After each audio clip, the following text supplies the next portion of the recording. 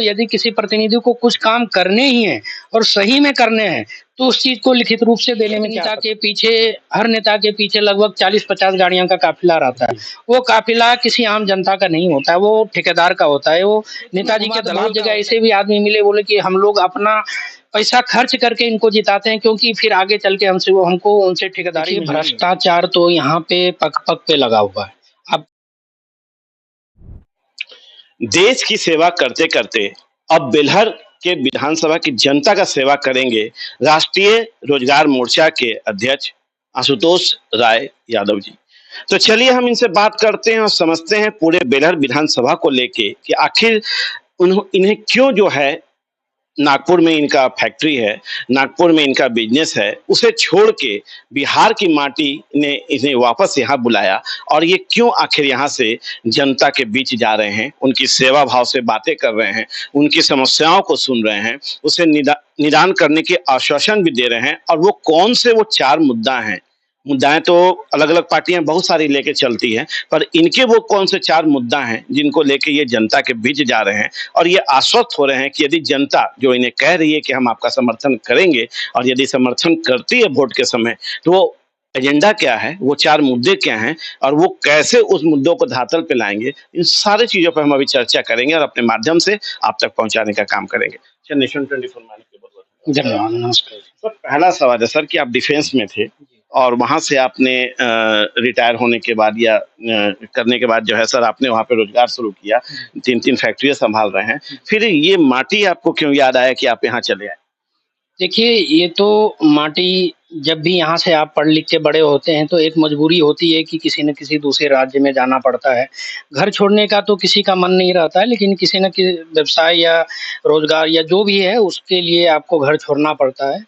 तो जब मेरी पोस्टिंग पुणे हुई, तो मैं वहाँ रहा, तो कहीं न कहीं एक ज़हन में था कि जब भी ऐसा समय मिलेगा, तो कुछ ऐसा क्यों नहीं किया जाए कि हम लोग जो बिहार से बाहर जाते हैं, वो बिहार में ही हो। खास करके कोरोना के समय आप देखे होंगे कि बिहार इतना बदनाम हुआ, क्योंकि बिहारी मज़दूर कभी गुजरात से, कभी मुंबई से, अन्य राज्यों से जब आता था और डेली न्यूज़ में सुनने को मिलता था कि आज 5,000 की संख्या में आज इतने ट्रेन भर के बिहारी मज़दूर यहाँ से गए। तो कहीं न कहीं एक ये सोच था कि क्यों ना ऐसा कुछ किया जाए, और अभी मैं सक्षम था कि इस दिशा में कुछ न कुछ कदम उठा सकते हैं। जैसा कि आप भी बताएँ कि मैं डिफेंस में रहा, उसके साथ-साथ पैरेलली मैंने डिफेंस सप्लायर के रूप में 3-3 कंपनी भी पुणे में है और उस दिशा में काम कर रहे हैं, वहाँ भी हज़ारों युवा को रोज़गार दे रहे हैं। तो ये ऐसा अवसर था कि अपने माटी पे ही क्यों नहीं, जो आज वो हम काम कर रहे हैं, जो रोज़गार कर रहे हैं पुणे में, वो अपने जन्मस्थल पे क्यों नहीं? तो इसी प्रयास के साथ हमने एक इस तरह का ऑर्गेनाइज़ेशन बनाया, इस तरह का एक संगठन बनाया जो इस विचारधारा को बढ़ाने में सक्षम थे कि जो यहाँ से पलायन होते हैं युवा, उनको रोक के यहीं रोज़गार दिया जाए। इस सोच के साथ जो भी युवा आगे आना चाहते थे, उन युवाओं का एक संगठन बनाया और उस सोच के साथ हमने राष्ट्रीय रोज़गार मोर्चा का एक स्थापना किया और उसी सोच के साथ इस बिहार विधानसभा 2025 चुनाव में हम लोग आएँगे और सोच यही है कि यहाँ पलायन जो होता है उस चीज़ को रोका जाए। हम लोग बहुत बड़े कदम उठाए हैं। ऑब्वियस इस चीज़ में बहुत मेहनत लगेगा, हम लोग को दिनों-रात एक करना पड़ेगा और पूरा तो नहीं, लेकिन कुछ प्रयास, कुछ प्रतिशत ही इस दिशा में हम लोग काम करके पलायन को रोकते हैं, तो लगेगा कि जीवन सार्थक है और इसी दिशा में एक कमिटमेंट के साथ हम लोग आ रहे हैं। कमिटमेंट मैंने 4 पॉइंट ये दिए हैं, यदि किसी नेता को, यदि किसी प्रतिनिधि को कुछ काम करने ही हैं और सही में करने हैं, तो उस चीज़ को लिखित रूप से देने में क्या आपत्ति है? यदि मुझे 4 चीज़ काम करना है, जैसे कि पहला काम ये था कि यदि यहाँ से सभी का समर्थन प्राप्त होता है, जिस भी विधानसभा से, तो 5 से 10,000 युवाओं को रोक के उसी विधानसभा के अंदर मैन्युफैक्चरिंग यूनिट डाल के वहाँ पे उनको रोज़गार दिया जाएगा और किसी सरकार के दम पे नहीं, वो खुद के दम पे। दूसरा पॉइंट ये है कि 5,000 जो भी गरीब विद्यार्थी हैं, उनको हम अपने दम पे पढ़ाएँगे। ये क्यों करेंगे? क्योंकि मेरा भी बैकग्राउंड उसी एजुकेशन से रहा, हम लोग भी साधारण परिवार से आते हुए आज जहाँ पे भी हैं, अपने काबिलियत पे और शिक्षा के आधार पे हैं, शिक्षा के बदौलत हैं। तो कहीं न कहीं लगा कि बिहार में जो भी युवा हैं, सभी में काबिलियत है। उनको यदि अभाव है, तो शिक्षा का अभाव है, एक साधन नहीं होने का अभाव है, और यदि हमको मौका मिला, यदि हम सक्षम हैं तो उनको साधन भी देंगे, और प्रयास रहेगा कि उनके काबिलियत को निखारा जाए और उन्हें बिहार में इस तरह का रोजगार दिया जाए जिससे कि बिहार का विकास हो सके। तीसरा पॉइंट है कि जो भी विधायक की सैलरी होती है, उस सैलरी को हम लोग समाज में खर्च करेंगे। जो भी असहाय है, बहुत ऐसे आपको देखने को मिलेंगे कि कुछ ऐसे भी विद्यार्थी हैं जो कि उनको पैसे नहीं है, भाड़ा नहीं है कि वो एग्जाम तक जा सके। कुछ ऐसे मरीज हैं जो कि कुछ हजारों के लिए भी अपना जीवन गंवा बैठते हैं। तो इस तरह के जो भी विधानसभा के अंदर असहाय आदमी होंगे, उनको चिन्हित करके 5 साल तक, या जब तक जनता चाहेगी, जीवन भर के लिए भी यदि चाहे जनता, तो जीवन भर का सैलरी जो भी होगा हम समाज को देने का काम करेंगे। चौथा पॉइंट था कि जो भी परीक्षार्थी पटना जाते हैं, अक्सर विद्यार्थी जो भी होता है, अभी बड़ा सेंटर पटना में होता है तो पढ़ने के लिए जाते हैं, एग्जाम देने के लिए जाते हैं, कभी मरीज जाते हैं पटना, तो वो सब जो भी हैं स्टेशन पे अपना रात गुजारते हैं, क्योंकि उनके पास इतना राशि नहीं होता है कि कहीं होटल में रुक सके। तो मेरा एक मानवता के नाते भी किसी भी आदमी का ये प्रयास होना चाहिए, लेकिन दुर्भाग्य की बात है कि आज तक बिहार में कोई भी प्रतिनिधि इस तरह का आवाज नहीं उठाए कि मेरे विधानसभा से कम आए और जो भी विद्यार्थी है या गरीब मरीज हैं मेरे आवास में रुके। लेकिन मेरा प्रयास है कि इस चीज को हम करेंगे, और करेंगे ही नहीं, यदि सही में हमको करना है तो हमने कमिटमेंट के साथ कोर्ट से पेपर बना के पूरे समाज में एक एक घर में मैंने बंटवाया है कि आप लोग सोचें, आप विचार करें कि यदि कोई करना चाहता है तो इस तरह का प्रक्रिया अपनाए।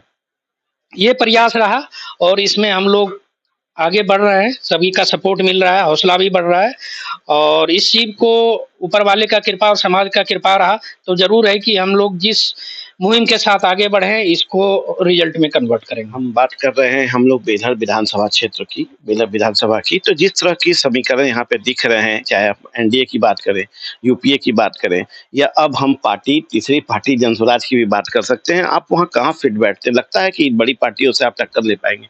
देखिए, मेरा कोई जाति समीकरण है ही नहीं। मेरा समीकरण वो है कि जो भी यहाँ से पलायन होते हैं, जिनको भी इन चीज का जरूरत है वो मेरे समर्थक हैं। मैं आज तक कहीं किसी कास्ट को फोकस नहीं किया कि ये मेरा वोटर है। मैंने अपना जो भी मेरा वचन है, जो भी मैं कमिटमेंट है, वो कमिटमेंट को हम धरातल पर उतारने के लिए घर घर तक उनको एफिडेविट का कॉपी पहुंचा रहे हैं, और प्रयास है कि वो इन चीजों को समझे। यदि वो समझते हैं तो मेरे सपोर्टर होंगे, चाहे वो किसी भी जाति के हैं। और खास करके युवा इस चीज को समझ रहे हैं, जो यहाँ से पलायन होते हैं, युवा हैं, शिक्षित हैं, बेरोजगार हैं, लेकिन आज उन्हें रोजगार के कारण, अपने परिवार के भरण पोषण के कारण किसी राज्य में जाना पड़ रहा है। तो खास करके ऐसे युवा बहुत संख्या में सपोर्ट कर रहे हैं, जिससे कि मेरा हौसला बढ़ रहा है, और मुझे किसी भी इस तरह का रणनीति अपनाने की जरूरत नहीं है कि मुझे इस कास्ट को फोकस करना है, इस कास्ट को फोकस करना है। ना किया है, ना करेंगे, ना वोट मांगे हैं, ना मांगेंगे। मैं एक कमिटमेंट लेटर को दिखा रहा हूँ, यदि समाज को स्वीकार है तो वो वोट देंगे, नहीं स्वीकार है तो वो नहीं देंगे। देखिए, हम आपको बता दें कि बहुत सारी पार्टियां हैं और हर पार्टियों के नेता होते हैं जो जनता के बीच जाते हैं, अपने-अपने मुद्दे, अपने-अपने एजेंडा को देते हैं, पर कोई लिखित के तौर पे नहीं देता है। पर इन्होंने लिखित तौर पे दिया है, एक पेपर हमारे हाथ में, आप देख सकते हैं। मैं इसे थोड़ा-सा नज़दीक लाके आपको दिखा रहा हूँ कि ये पेपर है और ये स्टाम्प पेपर है, जिस माध्यम से उस 4 मुद्दों को इन्होंने लिख के जनता के बीच रखा है, और इन्होंने जनता से आह्वान भी किया है कि आप वो नेता जो आपके घर तक आते हैं वोट माँगने के लिए, उनसे आप पूछिए कि क्या वो इस तरह से स्टाम्प पेपर पे लिख के देंगे। यदि लिख के देंगे तो ये भी उनको वोट करने को तैयार है, जो नेता ये लिख के देने को तैयार है। और नहीं तो इनका आह्वान है जनता से, यहाँ के वोटरों से, कि कृपया वैसे नेता को चुनिए जो नेता विश्वास के साथ सिर्फ जुमले ना बोलें, सिर्फ मुद्दे को सिर्फ कागजों पे ना उतारें, उसे जमीन पे उतारें और इस तरह से स्टाम्प पेपर पे लिख के दें। तो क्या लगता है कि जनता का किस तरह का समर्थन है जब आप जनता के बीच आ रहे हैं? जनता का समर्थन जरूर है, खास करके युवा का भरपूर समर्थन है, लेकिन फिर भी बिहार है, यहाँ पे आप भी जानते हैं कि जातिगत आधार पे, पार्टी आधार पे वोटिंग होता है, और ये मेरा पहला प्रयास है, और प्रयास यही समझने का है कि जो हम करना चाहते हैं समाज को स्वीकार है कि नहीं। ये तो अब वोटिंग होने के बाद ही, काउंटिंग के बाद ही पता चलेगा कि जो हम बोल रहे हैं उस चीज को समाज स्वीकार कर रहे हैं कि नहीं कर रहे हैं, वो रिजल्ट के होने के बाद ही पता चलेगा। तो मान के चलें कि यदि जनता ने समर्थन कर दिया, वोट कर दिया और आपकी जीत हो जाती है, तो आपकी गाड़ी के काफिला में भी कुछ गाड़ियां बढ़ जाएगी, आपके घरों में भी कुछ एसियां बढ़ जाएंगी, आपके रुतबे बढ़ जाएंगे, कुछ कमीशन खोरी बढ़ जाएगी। मान के चलें कि ये, चूंकि बिहार में ये होता है, मैं सीधे सीधे सवाल का जवाब मैं दे रहा हूँ कि ये सीधे होता है, तो ये सवाल मैं आपसे भी करूंगा कि ये चीजें तो आपकी भी बढ़ेगी ना? देखिए, मोटा मोटी एक तौर पे यदि कहा जाए तो जो एक विधायक की शोहरत होती है ऑलरेडी भगवान की कृपा से और अपने काबिलियत के आधार पे हमने डिफेंस में प्राप्त किया है और एक अधिकारी के तौर पे डिफेंस में रहे और ऐसा भी नहीं है कि हम रिटायर होके वहाँ से आए हैं, मैंने छोड़ के आया। तो जो एक विधायक का अचीवमेंट होता है, उस अचीवमेंट को हम छोड़ के आए। तो मुझे नहीं लगता है कि ये जो प्रलोभन वाली चीज़ें हैं, मुझे आगे ज़रूरत है। एक समाज को अपना सेवा देने के लिए मैं आप जो 4 कमिटमेंट में देखा, उसमें आप देखे होंगे कि आवास होता है, सैलरी होता है, हर चीज़ को हम त्याग दिए। और जो भी ऊपर के 2 मुद्दे हैं, उस मुद्दे के आधार पे यदि हम बात करें तो आज बिहार में 5,000 रुपया कमाने के साधन नहीं है। मैं 5 से 10,000 युवाओं को रोज़गार विधानसभा के अंदर देने की बात कही है और वो इतना बड़ा चैलेंजिंग है कि मुझे 4 साल तक, 5 साल तक 1 मिनट भी बैठने का मौका नहीं मिलेगा। दिन-रात एक करके मुझे उस चीज़ को कमिटमेंट को पूरा करना पड़ेगा। तो मुझे लगता है कि ये मैं अचीवमेंट इस चीज़ को कर पाऊँ और समाज को इस दिशा में मोड़ पाऊँ, मेरे लिए सबसे बड़ा अचीवमेंट यही होगा। और मुझे जहाँ तक गाड़ियों की काफ़िला की बात है, आज आप देखे होंगे कि एक नेता के पीछे हर नेता के पीछे लगभग 40-50 गाड़ियों का काफ़िला रहता है। वो काफ़िला किसी आम जनता का नहीं होता है, वो ठेकेदार का होता है, वो नेताजी के दलाल का होता है, जो कि उनसे दलाली लेते हैं, जो कि उनसे ठेकेदारी लेते हैं, उनका होता है। मैंने जब क्षेत्र में घुमा तो बहुत जगह ऐसे भी आदमी मिले, बोले कि हम लोग अपना पैसा खर्च करके इनको जिताते हैं क्योंकि फिर आगे चल के हमको उनसे ठेकेदारी मिलनी है। तो वो एक लुभावना चीज़ है, गाड़ियों का काफ़िला या अन्य तरीकों से भीड़ जमा किया हुआ जो काफ़िला होता है, उसपे आम जनता ना जाए। बहुत युवा जाते भी हैं, दिखावटी चीज़ों पे जाते भी हैं, लेकिन मेरा आह्वान है, मेरा उनसे रिक्वेस्ट है कि उन चीज़ों पे ना जाएँ, उनके हकीकत को जानिए, नेता के वास्तविकता चीज़ से जुड़ें, उनको जानें, पहचानें और तभी उनको समर्थन करें। देखिए, हम बात बेलर विधानसभा की कर रहे हैं, आप यहीं के प्रत्याशी के तौर पे जाने जाएँगे, तो क्या लगता है भ्रष्टाचार यहाँ चरम पे है? क्योंकि धौरी से जब आप चलते हैं, क्योंकि आप उस क्षेत्र को घूमे होंगे, तो एक नदी है, एक नदी पे पुल है, उस पुल में छड़ें दिखती है, पुल टूटा हुआ है। मात्र कुछ समय पहले वो बना था जो भ्रष्टाचार का भेद चढ़ गया, उसके बाद यहाँ के वर्तमान विधायक ने फिर से उसको 21 करोड़ में जो है करीब-करीब 21 करोड़ के करीब में उसको बनाने का उन्होंने घोषणा भी कर दिया, उस पे काम भी शुरू कर दिया। तो क्या लगता है कि इस पे कार्रवाई नहीं होनी थी? क्योंकि यही वो बेलर विधानसभा है जहाँ वो नदी वो पुल विकसित है। देखिए, भ्रष्टाचार तो यहाँ पे पग-पग पे लगा हुआ है। आप कहाँ चाहेंगे? आप थाना देखिए, एसईओ, बीडीओ जहाँ भी जिस स्तर में जाएँगे बिना पैसे का काम नहीं होता है। आप तो पुल का बात कहाँ किए जहाँ पे कि करोड़ों की लागत है और बड़े-बड़े दलाल उसमें जुड़े रहते हैं, बड़े ठेकेदार जुड़े रहते हैं जिनका कि डायरेक्ट कॉन्टैक्ट प्रतिनिधि से या नेताजी से रहता है। आम आदमी चाह के भी ऐसे नेता को कुछ नहीं कर सकता है क्योंकि उनके हाथ में पावर रहता है। आप कहीं आवाज़ उठाते हैं, आपके ऊपर कल ही अलग गलत तरीके से 4 एफआईआर हो जाएगा। तो मेरा मानना है कि जनता सही डिसीजन ले। आवाज़ यदि नहीं उठा सकते हैं तो कम से कम वोटिंग करने तो आप अकेले जाते हैं। मान के चलें कि ये जनता यदि आपको वोट कर रही है तो भ्रष्टाचार के भेद चढ़े पुल जो कि लाखों लोग का आने जाने का खासकर कवरिया पथ से भी सटा हुआ है, आने जाने का माध्यम होगा, उसमें आप कार्रवाई की, चूंकि यहाँ के जब आप विधायक बन जाएंगे तो क्या आप उसमें संलिप्त होंगे या आप उस पर कार्रवाई करवाएंगे? बिल्कुल कार्रवाई होगी। यदि जनता मुझे एक विश्वास के साथ लाते हैं, तो मैंने जैसे लिखित रूप से 4 वादे कहे हैं क्योंकि पेजों में उतारना हर चीज़ संभव नहीं है, लेकिन इतना विश्वास रखिए कि हर चीज़ पे एक छोटे से छोटे चीज़ पे भी ध्यान दिया जाएगा और हर चीज़ को यदि किसी क्योंकि हम भी उसके शिकार हुए हैं। ऐसा नहीं कि भ्रष्टाचार के या किसी गलत तरीके यदि अपनाए जाते हैं समाज में तो हम उस चीज़ का शिकार नहीं हुए, हम भी शिकार हुए हैं। तो ज़रूर है उस चीज़ को जड़ से खत्म किया जाएगा, चाहे जो भी करना पड़े। समाज यदि उस चीज़ को चाहती है कि जो गलत चीज़ें हैं उसको हटाना है तो बिल्कुल हटाया जाएगा और इस तरह का जहाँ-जहाँ भी गलत तरीके का काम हुआ है उस पे कार्रवाई की जाएगी। अगला सवाल है सर कि राष्ट्रीय रोजगार मोर्चा कितने सीटों में बिहार में चुनाव लड़ेगी? देखिए, हम लोग का प्रयास तो 30 से 40 सीटों का प्रयास रहा है क्योंकि इस विचारधारा को रखने वाले कम से कम 40 इस तरह के युवा हैं जो कि जो मैंने 4 बात कही है, उस तरह के संगठन में वो विचार करते हैं, नीति रखते हैं और इस चीज़ को एफिडेविट के साथ 40 विधानसभा में आने के वो तैयार हैं। और मेरा ये भी प्रयास नहीं है कि जैसे 243 विधानसभा सीट है तो हर जगह हम विधायक या प्रतिनिधि उतारें।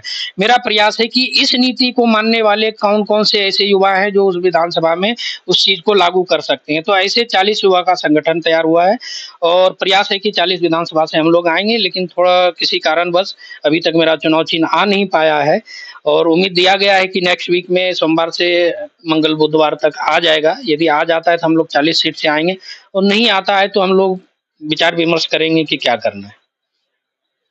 अगला सवाल सर आपसे है कि जीत के आने के बाद पहली प्राथमिकता इस विधानसभा की क्या होगी, जिसको आपने पूरी दौरा किया? आपने जैसा बताया कि 10-10 एक-एक गाँव में आपने 10-10 बार गए हैं, वहाँ की स्थिति को देखा है। तो आपकी प्राथमिकता में वो कौन से 2-3 पॉइंट्स हैं जिसको लेके आप तय है कि यदि आप जीत के आते हैं तो उसमें पहले आपकी कार्रवाई होगी? पहली प्राथमिकता तो जैसे आपको बताया रोज़गार के लिए मैंने बहुत जगह अभी ज़मीन भी देखे हैं कि मैं यदि प्लांट भी डालता हूँ तो कहाँ कर सकते हैं, क्या कर सकते हैं। लगभग 6 महीने से इस दिशा में हम ऑलरेडी काम कर रहे हैं और पहला प्रयास रहेगा कि जो मैंने पहला कमिटमेंट क्योंकि किसी भी राज्य को या विधानसभा या देश को सुधारने के लिए वहाँ रोज़गार होना बहुत आवश्यक है। तो पहला प्राथमिकता रोज़गार का रहेगा, दूसरा भ्रष्टाचार का रहेगा।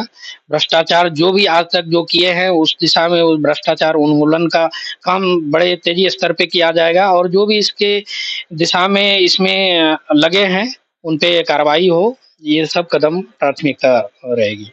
एक बिहार लेवल की एक सवाल है हमारा कि जिस तरह का इलेक्शन कमीशन ने घोषणा कर दिया 6 और 11 इलेक्शन कमीशन ने नॉमिनेशन का भी घोषणा कर दिया, लेकिन जो स्थिति एनडीए और यूपीए और जनसुराज में दिख रहा है कि लोग नॉमिनेशन करने नहीं पहुंच रहे हैं, पार्टी सीट तय नहीं हो पाया। क्या लगता है कि कहीं ना कहीं बिहार की राजनीति किस ओर जा रही है?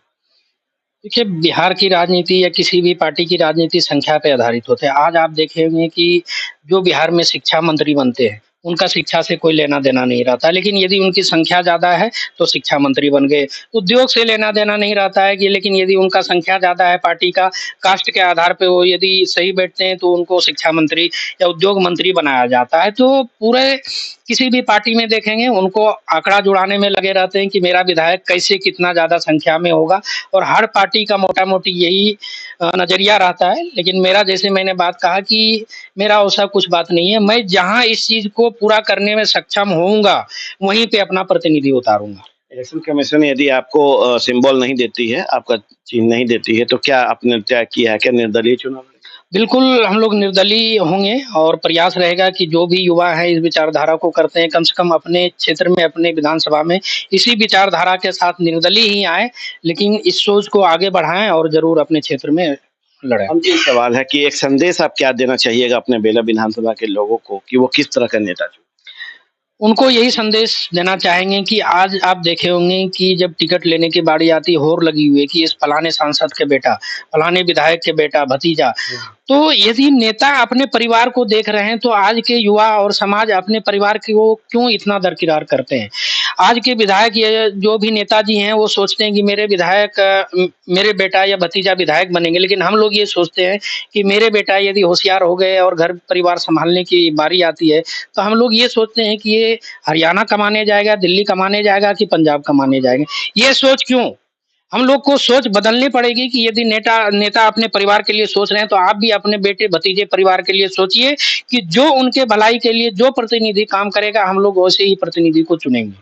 चलिए, तो अभी आप सुन रहे थे आशुतोष राय यादव जी को, जो कि राष्ट्रीय रोजगार मोर्चा के अध्यक्ष भी हैं और यहाँ से बेला विधानसभा जो है लगभग बिहार के 30 सीटों पे जो है जनता के बीच जाके चुनाव लड़ाने का काम कर रहे हैं और इन्होंने आश्वासन दिया है, लिखित तौर से आश्वासन दिया है कि यदि जनता इन्हें समर्थन करती है और जीत के आते हैं तो मुख्यतः जो इनका 4 मुद्दा है उसे वो लेके जनता के बीच जाएंगे और यहाँ पे पहले पलायन को रोकने का काम करेंगे, भ्रष्टाचार खत्म करने का काम करेंगे और इस बेलर विधानसभा के लिए जो इनसे उचित हो सकेगा वो इसे करने का काम करेंगे। आप देखें नेशन 24 न्यूज़। नमस्कार।